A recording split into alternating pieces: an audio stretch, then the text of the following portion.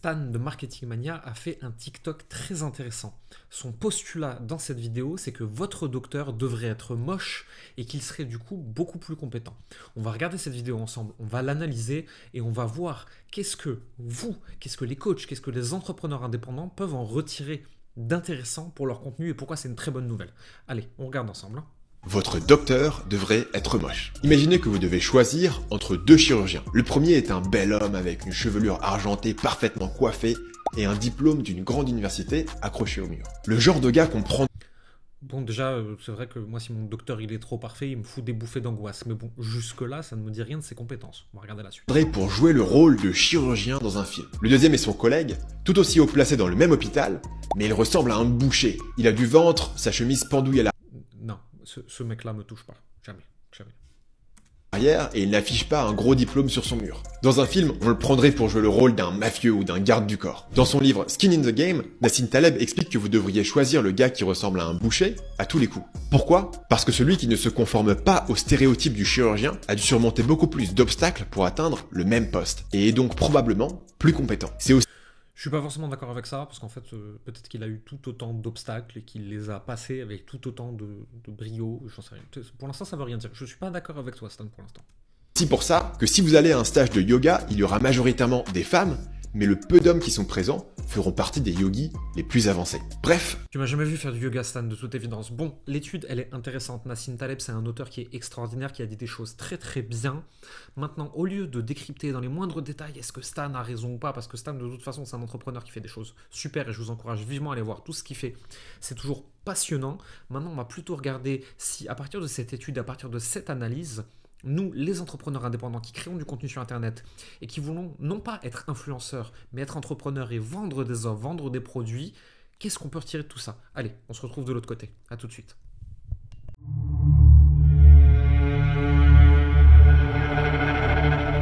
Moi, l'idée de Stan, elle me plaît beaucoup puisqu'elle enlève une angoisse principale à tous les coachs et tous les pros de l'accompagnement, c'est mon contenu n'est pas parfait, je vais faire une vidéo, elle va pas être géniale et j'ai pas le bon matériel et qu'est-ce que je dois dire, comment est-ce que je vais m'en sortir. Bref, enlève ton syndrome de perfection. De toute façon, Stan nous l'a prouvé, ta vidéo moche, ta vidéo mal faite, ta vidéo brouillon donne beaucoup plus confiance. Mais en dehors de ça, sur Internet, il y a un truc extraordinaire qui s'appelle l'effet de halo, qui dit qu'à partir du moment où tu fais du contenu en vidéo, tu parais de toute façon être quelqu'un qui maîtrise le sujet.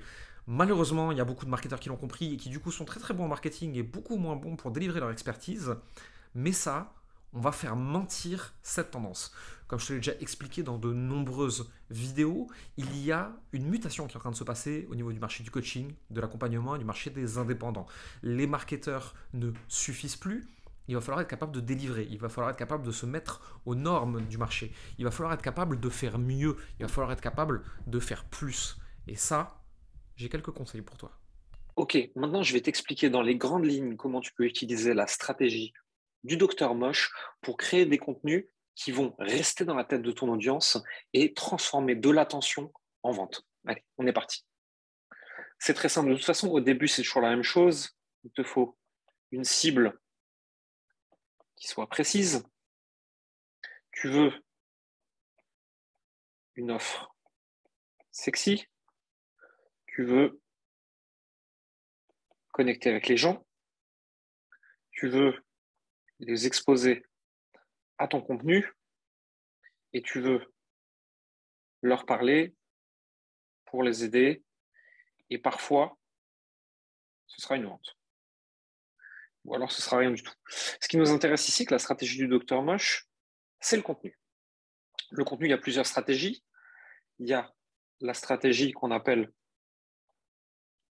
One Place Funnel TM, qui est de créer du contenu moche sur un seul réseau social. Je te mettrai le lien dans la description pour découvrir le One Place Funnel.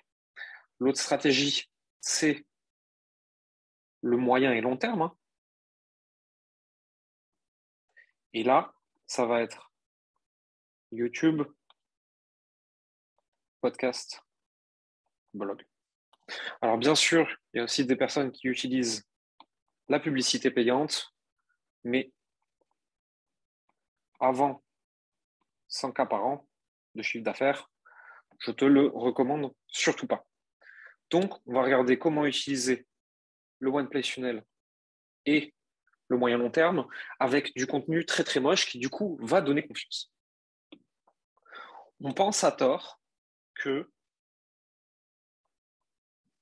le beau contenu vend mieux. C'est faux. Tout simplement parce que, pour caricaturer dans les grandes lignes, ça, c'est un contenu qui nous fout un complexe d'infériorité.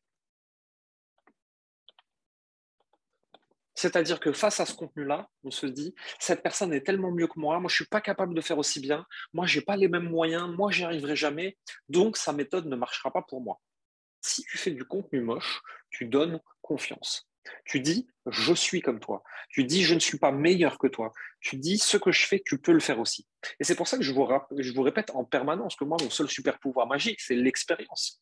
J'ai fait ça avec plus de 400 indépendants, coachs, thérapeutes, profession de l'accompagnement de manière générale. Donc, contenu moche,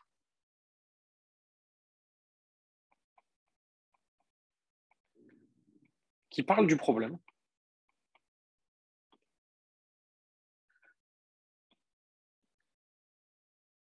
qui apporte une solution et qui dit comment aller plus loin.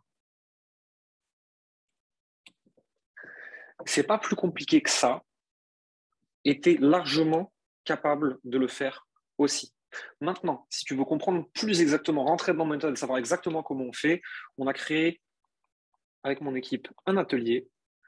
Ça s'appelle 10-90, c'est un atelier qu'on a donné à nos clients et à des gens de notre audience il y a quelques semaines, quelques mois déjà, et dont le pitch était grossièrement comment gagner 10K par mois en 90 jours. La réalité, c'est comment mettre en place le système qui permet à beaucoup de gagner 10K par mois en 90 jours. Tu vas voir là-dedans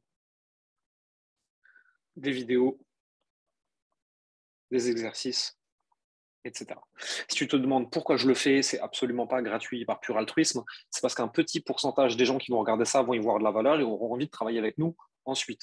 Dans tous les cas, tu n'as rien à perdre. Le lien, il est juste en dessous dans la description de cette vidéo. Ça s'appelle Atelier 0 à 100 et tu comprendras pourquoi. Si tu veux en savoir plus, tu regardes là.